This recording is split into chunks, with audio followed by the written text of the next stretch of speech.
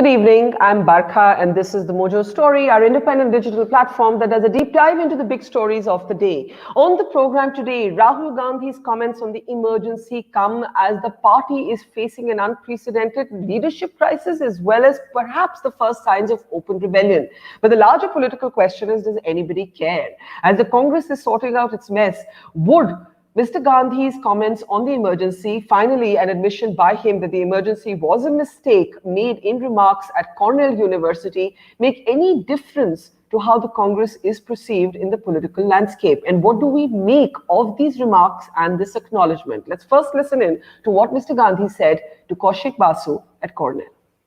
I'm greatly appreciative of the democratic roots that have been built in the country. There was one blot on it. I don't know how you feel about that, 1975 to 77, the emergency, but that was 2 years, it's gone. I'm very curious how you look back and think of that. I think that was a mistake. Absolutely, there was a mistake. And my grandmother said as such. It's fascinating you're saying this because, I mean, I did think that was dreadful. It should not have happened, the emergency. One thing very similar, what you said your grandmother said to you, with the former president of India, Pranab Mukherjee. My last conversation with him, this was a few months before he passed away, I asked him that since you've been so close to you were so close to Mrs. Gandhi, the calling of the election at the end of the 2 years of the emergency that Mrs. Gandhi called, was it hubris, arrogance of an authoritarian leader that I will win, I want to demonstrate that? Or was it that she was beginning to have self-doubt? I asked Pranab Mukherjee, since you were so close, and Pranab Mukherjee told me that actually I can tell you I have direct conversational evidence. She began to feel that she might lose, but she wanted to put that to test, had a fair election and actually lost. So in some sense, having made that huge mistake, she rectified that and brought back the democratic institution. So it's sort of your preferred sort of It was very different though. Yeah. And there's a fundamental difference between what happened in the emergency, and it was wrong, and what is happening now. The Congress party at no point attempted to capture India's institutional framework. And frankly, the Congress party doesn't even have that capability. Our design doesn't allow us that. Even if we want to do it, we can't do it. The RSS is doing something fundamentally different. They're actually filling the institutions with their people. So look, even if we defeat the BJP in an election, we are not going to get rid of their people in the institutional structure. Our Chief Minister of Madhya Pradesh, just before he was overthrown, had a conversation with me. He says, listen, my senior bureaucrats won't listen. They're RSS people. I tell them to do something, they don't do it. So it's fundamentally different what's going on. All right, so Mr. Gandhi there acknowledging that Indira's emergency was a colossal mistake, but rejecting analogies with what's happening in India today, saying the Congress is not capable of capturing institutions, alleging that the RSS and the BJP is doing that India is institutionally changing in a way that Mrs. Gandhi was unable to do even during the emergency. Let me bring in our panel of experts at this point and introduce them one by one. Rajat Sethi, political analyst, advisor to the Manipur Chief Minister, is on screen with us. We're also joined by Tehseen Poonawallah, who's also a commentator and a supporter of the Congress party. So those are two ends of the political spectrum there. We're joined by Aarti, a veteran journalist and columnist. Raghu Karnad, who's a journalist and author, joins us as well. And Rasheed Kidwai, who I often say knows the Congress, I think, better than almost anyone, is with us on the program as well. And Rasheed, before I sort of get the political sort of perspectives from ideologues, I'd like you to just tell me what you make of Mr. Gandhi's acknowledgement on the emergency. And of course, he then follows it with many ifs and buts and says the Congress design doesn't allow you the capture of institutions. That strictly is, of course, not true. Many of India's institutions have been undermined very much during Congress rules in government. But go ahead. I think Barkha, he was trying to make a very simple and a very obvious point, but he's being, as usual, he's being misunderstood. but he was trying to showcase Indira Gandhi as a great Democrat. And second thing, he was trying to make a drive home a political point that what happened that time was bad, but what is happening now is worse because institutions are being captured. He gave example of Madhya Pradesh, etc. Thing is, Congress and him are fighting a grim battle in 5 state assembly elections. So people tend to use this, opportunity, this time period, to they do everything to enhance their electoral prospects. You look at Mr. Narendra Modi, Prime Minister of India. When he was getting vaccinated, he had this gamcha from Assam. Coincidence, he had a nurse from Puducherry, a nurse from Kerala. So all kind of political spin is given.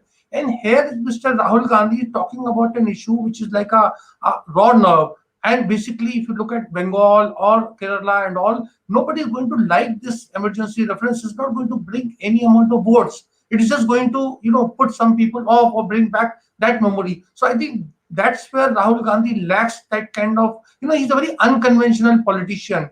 And this shows, you look at Priyanka, how she's behaving and conducting herself in Assam. Every, gesture of her is political. So this is something that, congressmen get very restless about this. So you're saying Priyanka Gandhi is more fit for the Modi age of politics than Rahul Gandhi, in a way. That she's more like the prime minister. She's more like the prime minister in political choreography. In political choreography, let me be more specific. She's more like Modi in political choreography than Rahul Gandhi is. Rashid? Yes, absolutely, Barkha. I mean, you have interviewed her.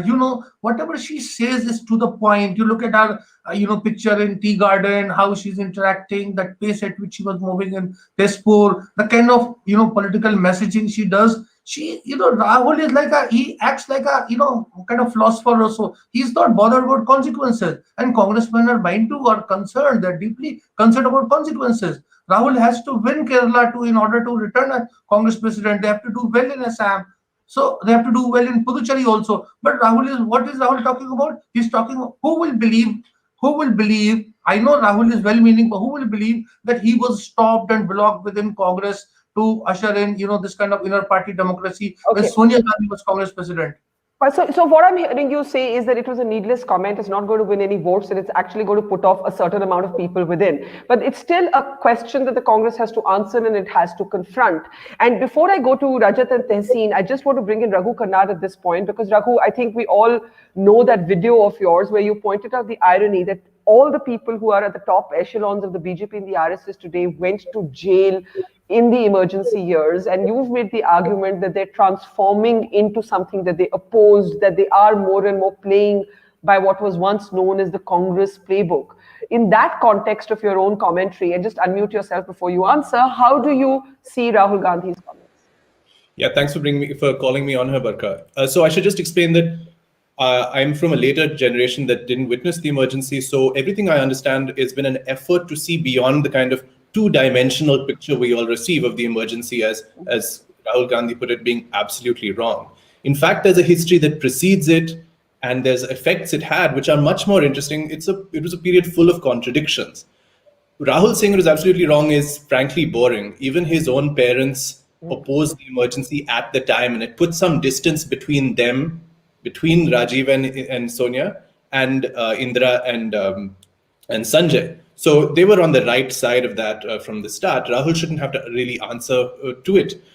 What's most interesting, what Rahul Gandhi might want to think about, is not whether the emergency was wrong, but whether it was a huge mistake for the Congress because of the effect it had on the opposition. And we have to remember that the opposition came out of jail at the end of the emergency in an incredible alliance. It wasn't even an alliance, it was a huge merger of opposition parties into a single party. It had support from the communists on one side and the Jansangh on the other. It's something India has never seen before, but the emergency allowed these people, many of whom were literally in jail cells together, to ally afterwards. And that is what defeated Indira Gandhi. The emergency, Indira Gandhi in 1977 had won a national vote share of over 40%. That's huge. Still more than the current Prime Minister Modi has yet won. So at the end of the emergency, she was still popular and very much on a winning footing. The only reason she was defeated was that the emergency had led to this opposition alliance that India had never seen before. And that might be that Rahul Gandhi should be thinking about right now. Yeah, and so two very differing perspectives. Rajat, let me bring you in. At a time when Rahul Gandhi then says emergency is a mistake, but then of course draws a comparison with what he calls the capture of institutions, which he says is taking place right now, and he says the Congress design doesn't allow for that. I was struck by that comment because I didn't understand it fully. I just want you to respond to that. I don't know what he meant by the Congress design. Rajat. Well, if you ask people within the BJP, this is the single biggest cribbing point, is that institutions are still being largely dominated by the Congress and its ecosystem. So it's hard to believe what he was saying. Perhaps he was just doing a simple act of monkey balancing now that he has put out a statement which might be perceived controversially, especially in the light that there are elections which are going to happen. He was just trying to come in and draw a false equivalence of sorts, just to come out of the situation in as graceful manner as he could possibly do. Had he been a genuinely thinking politician, we, all of us who haven't been through emergency, were lucky enough that we were born after the emergency era. We didn't see the pain that our fathers and our generation of their generation actually suffered because of emergency. What bothered me was that the words that were used by both Professor Kaushik and Rahul Gandhi there, they sort of tried to normalize the events there. He said absolutely wrong in a fleeting reference, and then even Professor Basu immediately came into the defense. Oh, well, she called an election even knowing that she's going to lose, as if she was doing some favor on India by calling in the election. So overall, there was lack of remorse from Rahul Gandhi's side, and even the portrayal of the question showed that nobody was comfortable in really getting down and understanding what went wrong in that emergency period. And I believe that, Yeah, sorry, just to push you, like I take your point that there was a fleeting reference and then they moved on, but let's also look at the last part of his comment, which talks about the capture of institutions. Now, it could be said that Indira Gandhi made the fatal mistake of very overtly taking away civil liberties and rights and throwing people in jail. But a democracy is not made just from it being an electoral democracy. What happens between elections also defines and measures the health of a democracy. And what Rahul Gandhi is alleging is what's happening between elections in India today is a weakening democracy. So I just want a quick response from you on that particular argument, and then I'll take it to Tehseen. I'm coming to you. Well, how can losing elections after elections, not having your house in order, having G23 and Rasheed ji just opened up P1, Priyanka won today in front of all of us. So see, the house is getting completely disorganized. We all believe there should be a strong opposition to keep raising issues and voices of the people who feel unheard. But look at the state of affairs that Congress is finding itself. And if this is, out of all of this, you accuse the BJP of winning elections and thereby winning elections, and of course, trying to come in power and ensuring that all the key positions, etc., are being given wherever a constitution is allowing them to place people. What necessary fault? I don't see much of that. I mean, if you look at what Rajiv Gandhi did, he also had shown similar remorse back in later 80s, once Indira Gandhi left. He also apologized, but he came up with similar set of arrangements and bills to gag media. He brought out this defamation bill. Actually, it was introduced by Mr. Rajiv Gandhi. He brought in just to gag media then. That was in 80s. He then brought this post office amendment bill that was to basically spy on citizens and try and elicit as much information on private citizens. Yeah. So you look at what was happening. So this design aspect that you highlighted, that by design Congress is built as if Congress has been bestowed onto India directly from heaven, is a very misplaced understanding of his own party. I mean, there's lots of debate in what you've said. Of course, Rajiv Gandhi defamation bill and all of that, and the Congress has not had a great record on free speech, but there are digital content guidelines we're confronted with today, which are extremely debatable as well in terms of measuring the health of a free media. So I just want to put that on the table and we can come back to it. But Tehseen, go ahead. Yeah. One of the things that when we debate on topics like this is we must look at contemporary situation versus what happened in the past. And what I see very often in television debates or debates like yours, Barkha, which are intellectually stimulating, is those who support the BJP or speak for the BJP or supporters of Prime Minister Modi often use what was wrong during the Congress era to justify what is wrong today. And I am not going to do that. Barkha, I have been on your shows numerous times, and numerous times I have said what Rahul Gandhi said, that the Congress's official position is that they are sorry for the emergency. So I don't know why today this is a surprise for many people, because it's also been printed in the Congress magazine, the official Congress magazine, Sandesh. This has been said a number of times by the Congress and a number of Congress senior leaders, and Rahul Gandhi's only said what the Congress has said. And Rashid ji is a historian on Congress. He will bear testimony to what I'm saying. But let me come to the next part of this thing. Look, I am not going to justify the emergency. I wasn't even born. It was wrong, and period. It ends there. But even in that emergency, there was something done constitutionally. The emergency was constitutionally done. It's not a justification. It is wrong, but it was done constitutionally. It's a very gray argument I'm making. What is happening today as of now, if you see what's trending, is two people who tweet against Prime Minister Modi have been income tax raided. An actor and a producer, Anurag Kashyap, as of right now. There is fear. Barkha, there is fear where people do not even today trust WhatsApp, because Big Brother, aka Amit Shah ji, is spying upon you, and everybody knows that. Barkha, my wife and I have been to dinner parties, and before we went to dinner parties, people were making fun of the Gandhis, of the Congress, etc. And when the topic comes on the economy, they blame everybody, but they don't have the guts. And I'm talking about the biggest industrialists in India, don't have the guts to take the name of Prime Minister Narendra Modi ji or Amit Shah ji, because they are scared, because they know that the income tax, the CBI, the ED will come after that. And this is not new, Barkha. Okay. A colleague of yours from Times of India, please allow me to, a colleague of yours from Times of India, when Prime Minister Modi was Chief Minister of Gujarat, was put under sedition cases. Prime Minister Modi has made comments that were not warranted about you, Barkha, personally, which was absolutely not true. You've denied it. The man simply cannot tolerate free media and people questioning him. Okay. And that's the fact. Okay. And because Indira ji has done something wrong, does not justify Narendra Modi ji breaking the constitution. You want to go to the second part of what's happening in the institution? No, I want to go to Aarti. I want to go to Aarti, and then we can... I said a lot. They'll need a toolkit to counter it. They need a toolkit to counter all that. That's okay. I just want to bring in Aarti. There's lots to unpack here. Yeah. And I think we've had the whole range, Aarti, from Rasheed saying this was unnecessary. It shows an absence of intuitive politics, and what Rahul Gandhi should be focusing on, he's not. To the other end of the spectrum, where Tehseen says everybody is kind of, this Orwellian age and everybody's looking over their shoulder. In the end, all of this is academic. I think what Rajat is right about is one thing. You can only change institutions, alter how a country is governed after you are in government. You need to win elections. You need to focus on how to take back the ballot in a peaceful way, that construct a political language that people can relate to and therefore vote on the basis of. So is this comment even relevant to a larger understanding of politics today, Aarti, or is it just a theoretical thing said at an American university that will be sort of forgotten and be irrelevant? Aarti. Yeah, well, I think, discussing the emergency is now really an academic subject. I mean, it's over and done with. I think everybody says and knows and admits that it was wrong. It was a very, very dark time for India.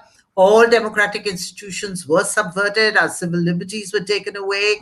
And I lived through that time. I wasn't a journalist, but I was in college at that time. And, we had a certain section of people who said, oh, well, trains are running on time and people are learning to queue up and how great it is. But the fact is that there was this fear, and there were, young boys being picked up for sterilization.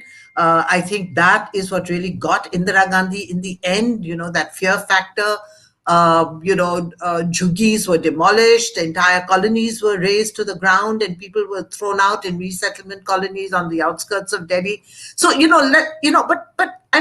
it's all been recorded, it's been written about. I think it's something that is important to discuss and debate, but in a certain setting. It's certainly not a topic for popular discussion at the time of an election campaign, because I think you're looking today at 5 state assemblies, and I think people have concerns about a whole host of issues with, I think, the economy topping their concerns, in terms of employment, rising prices. I mean, look at the price of petrol. It's been going up virtually every day. The price of cooking gas. I mean, the Prime Minister has this great scheme of, LPG cylinders for the poor. But if you're going to go on raising the price of LPG every now and then, it becomes more and more unaffordable for the poor. So I think people have a whole host of concerns.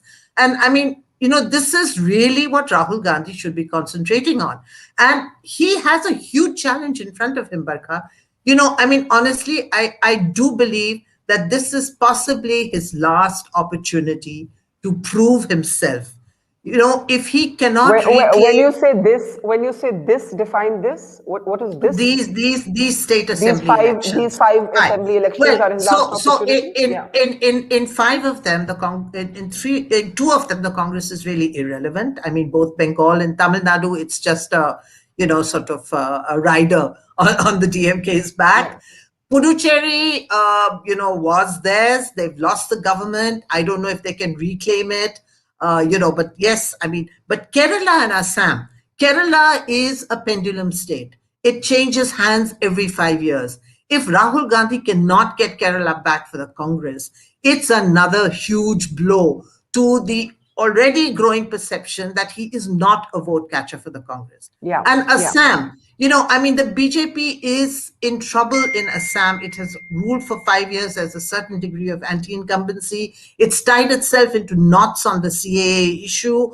Again, and the Congress has, sort of stitched up this omnibus alliance, which on paper looks like a good alliance. But the point is, you need to get it going on the ground, and you need to create a narrative that will attract people. So these are two states, Kerala and Assam. And honestly, if Rahul Gandhi cannot reclaim these for the Congress, I think he's going to have to he will be facing serious trouble within the G23, may become G300, G500, G1000. I don't know, because I think there is a lot of restlessness and impatience within the Congress at the string of defeats. So before I take that to Raghu, you actually think, Aarti, that a Congress split is possible? It's no longer theoretical. A Congress split is now possible?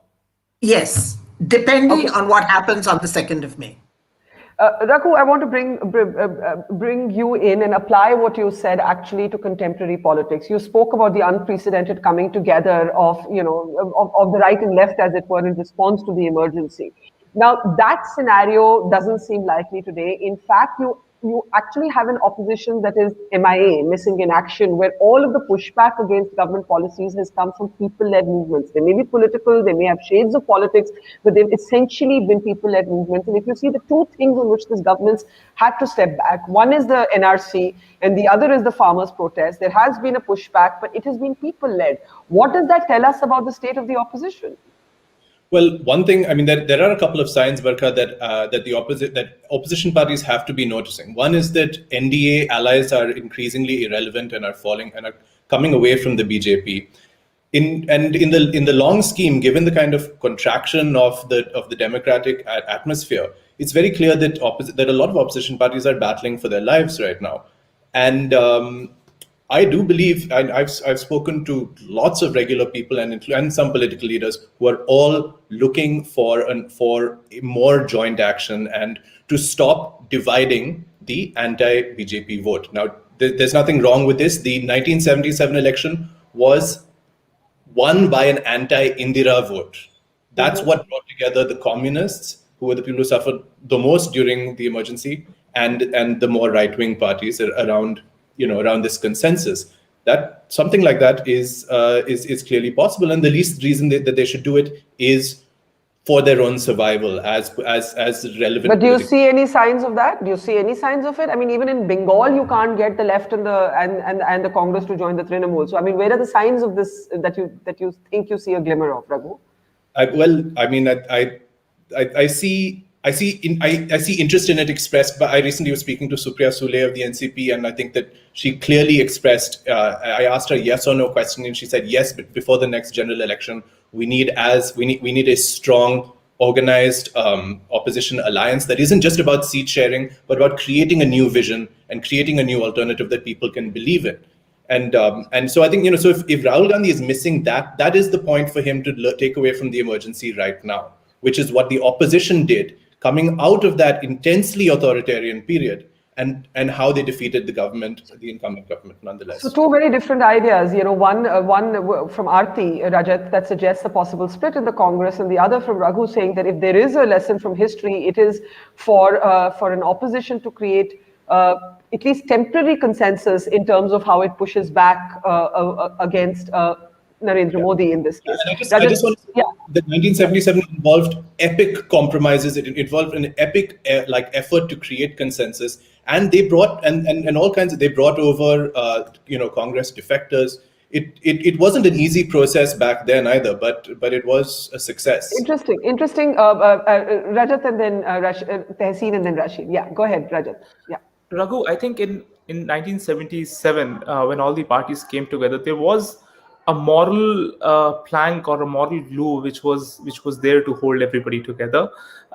It was short-lived, we all know that, but at least it brought a credible option to the incumbent Congress regime which had brought an emergency. But what has happened here is, currently we all saw how Mamata Banerjee, NCP, all of these people in 2018-19 after Karnataka elections, I suppose, they all held their hands together as if we are going to see this so-called Mahagathbandhan. And then we saw it in a really short time, everybody again fragmenting up, everybody going into their own respective states and fighting against Congress and all of that.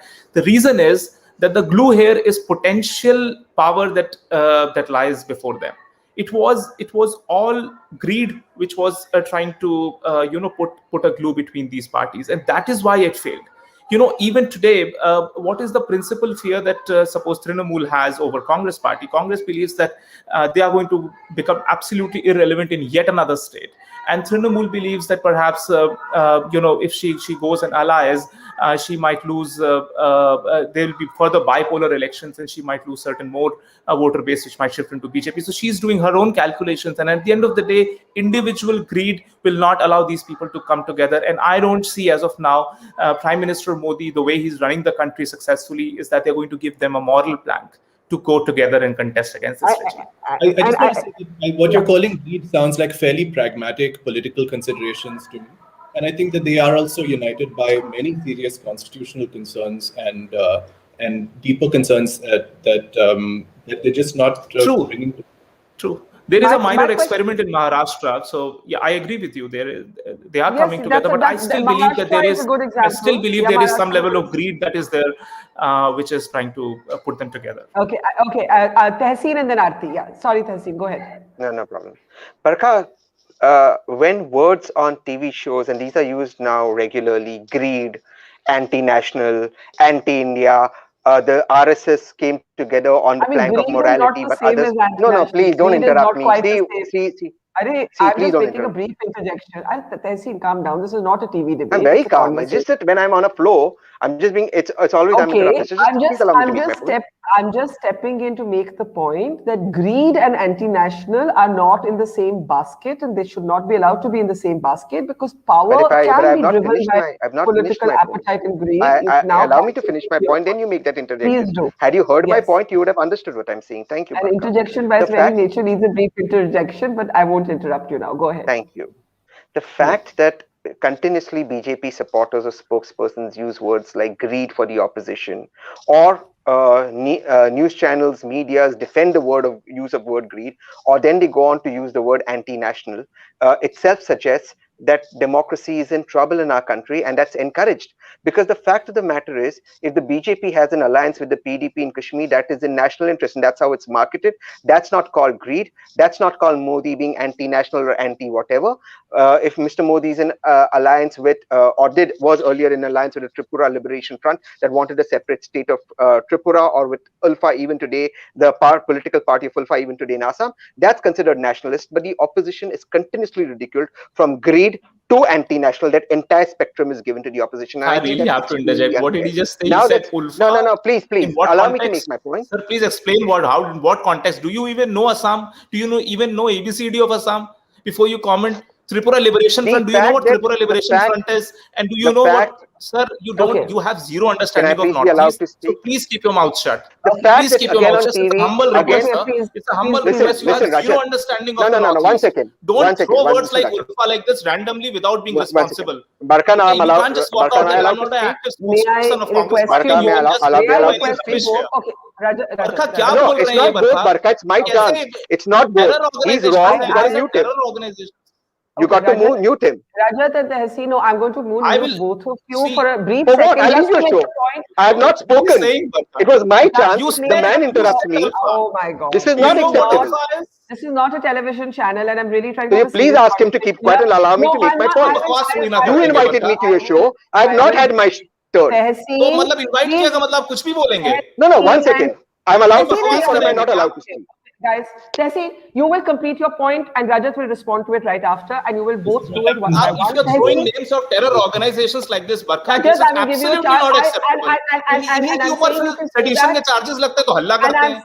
I'm saying you can say that right after he makes his point. So can we please do this in a civilized way? Tehseen, you have 30 seconds to make your point. Rajat has 30 seconds to respond to it, and we then I cannot return to make the it in 30 seconds. I have a lot Try. to speak. Try. But the fact is, Try and make I your cannot. point, Tehseen, and I'm Rajat sorry, will I cannot. respond to it after that. I'm sorry, Please I make- cannot. Try and make Thank your you. point briefly, please. When, first of all, Rajat, you use the word "shut your mouth." Next Oh, time you please, use let's such not language. waste time. Tehseen, make your point and Rajat will respond to it. Come on, let's. No, be I'm on going to make my time. point at my pace.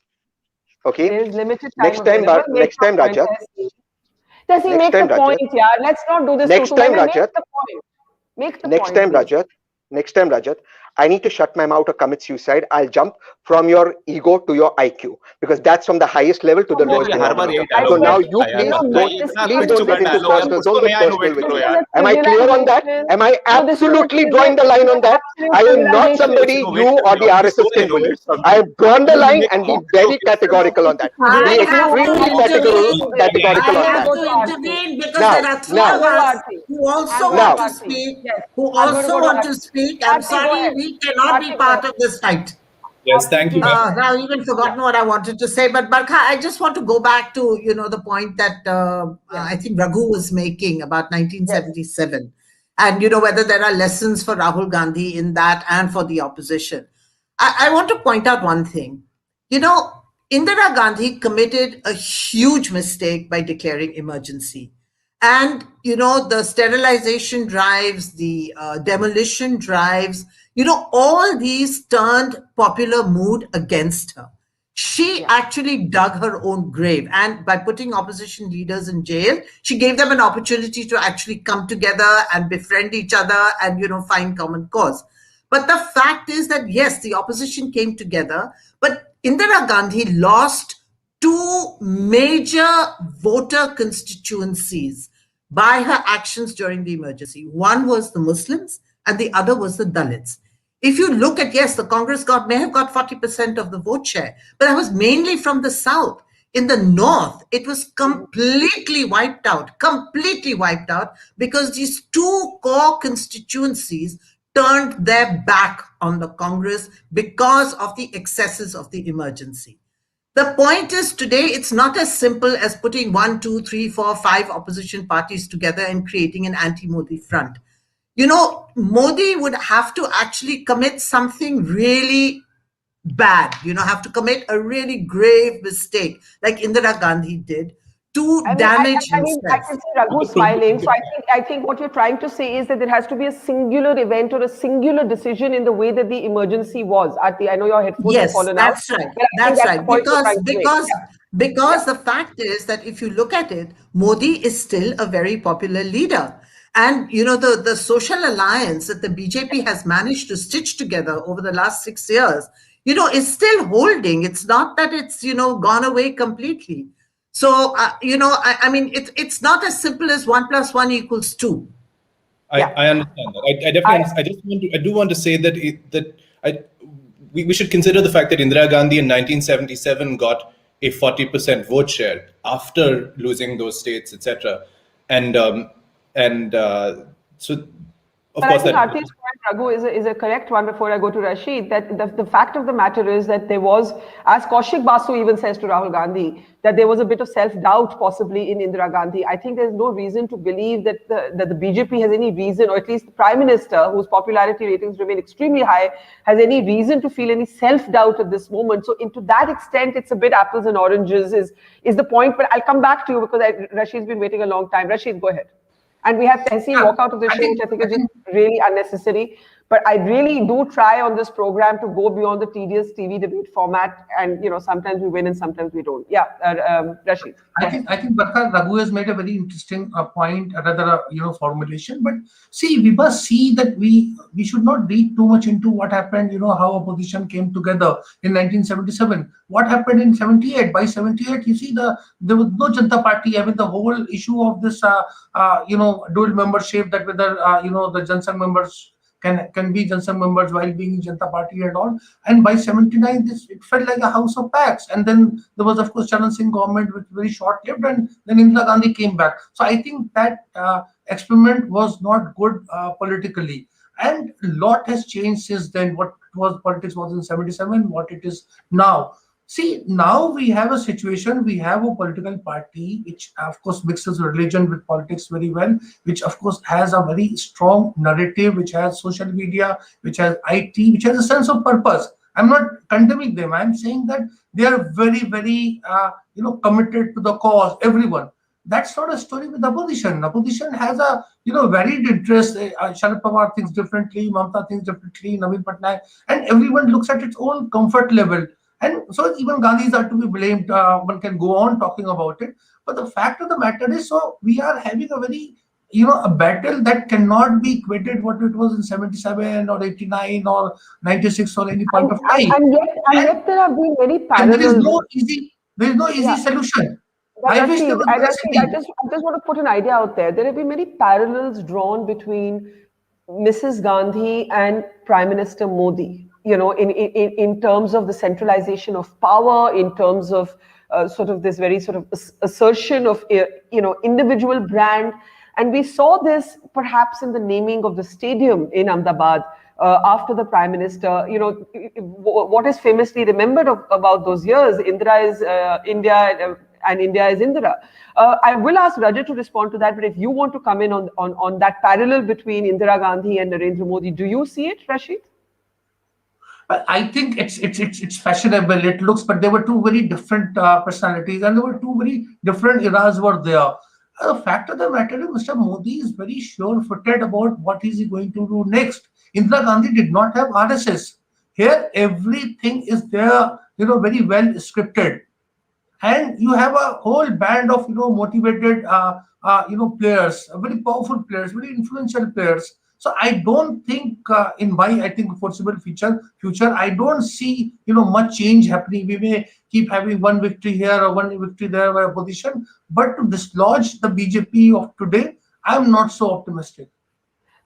So Rajat, what makes an extremely powerful, popular leader consent, some would say, to have a stadium named after him? Because you know what, he doesn't need it. He doesn't need it. And the flip side of it would be that there is a certain Teflon quality to the Prime Minister. What many people believe is, not in the best taste, doesn't stick to him. That mud, at least electorally, doesn't stick to him. So, on that analogy between Indira and Modi, what would you say? Well, see, Prime Minister, the country's evolution, if you see, we have seen that how centralized powers around Indira Gandhi ji, and a lot of things prior to emergency that she was doing, perhaps around the 1971 war, and she wanted the country behind her. All of those things went well, but then we saw how the entire nation descended into this coalition era. And there was a vacuum for a leader who could come in and can strengthen the center, the core of India's governance, and that there was a much more pronounced need, even when we saw Prime Minister Manmohan Singh pretty much relegating some of his decision-making powers, and it went to the UPA chief. That vacuum, I suppose, allowed Prime Minister Modi to come in and really fill into those shoes. And he saw over and over again that the public was endorsing. People wanted certain specific outputs from him, from his governance rules, from his governance years. And I think he's been delivering on that expectation. Where I personally feel with this elephant in the room around the stadium being named after him. See, I don't know if Prime Minister Modi would have approved it, or even behind doors he would have also not liked the whole thing. So I personally don't know what exactly went in there, but knowing the individual that he is, are you comfortable with it? I know many BJP supporters. BJP supporters who are not comfortable with it.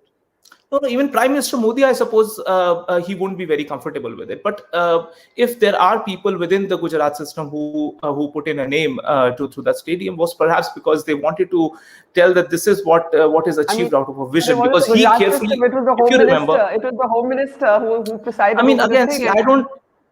Could be. I mean, again, I'm not getting into taking names here as to who did it, but perhaps their intent here was that, see, it required a vision of an individual to come to a level where you can actually create space arenas which are international level and can match to any standards worldwide.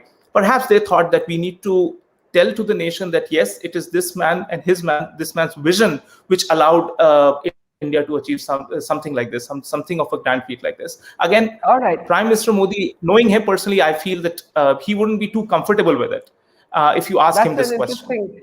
That's an interesting comment. You're pointing actually to a difference of opinion between the Prime Minister and the Home Minister on what happened with that stadium, which is very interesting for political watchers. I've just got a couple of minutes left. This is a culture, Barkha ji. This is a culture. Karyakartas, they want to dedicate whatever work they do to their leaders, and leaders tend to return it back to the Karyakartas. This is a culture, and I suppose one shouldn't read too much into it.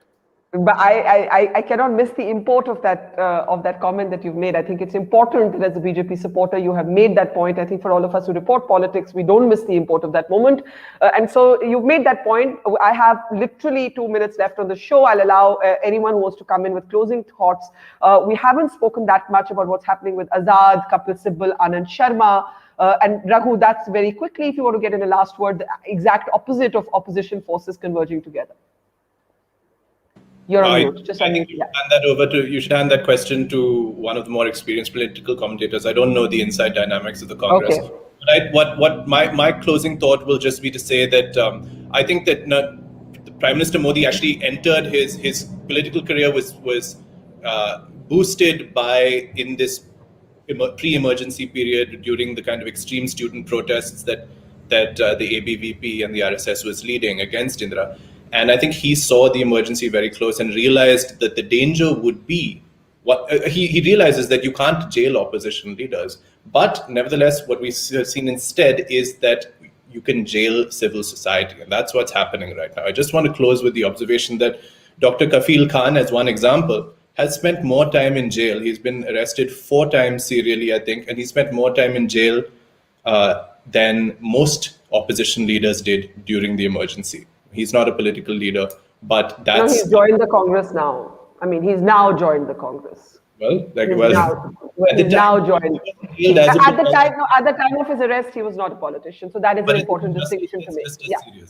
Yeah. Okay. Sure. Aarti, you wrap the show for us. Barkha, my last word is that, this is an era of personalities and personality competitions. I know that there is a lot of talk going on in the opposition. How do we counter Modi in 2024?